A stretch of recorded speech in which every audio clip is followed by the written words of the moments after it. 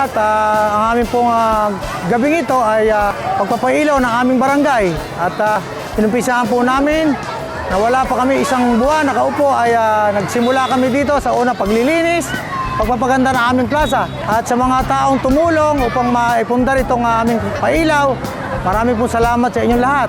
Ito po ay simula pa lang at sa mga darating na taon ay gagawin pa nating mas masaya ang pailaw na ito. Muli po, nagpapasalamat po ako sa mga taong bigay ng tulong. Hindi ko na po kayo isa-isahin. Alam ko po na kayo po ay napakalaki ang inyong mga puso. At sa akin po mga kabarangay, salamat sa tumulong, mga barangay tanod, kagawad, brother leader, lahat po ng volunteer. At muli po, magandang gabi sa inyong lahat. Salamat po.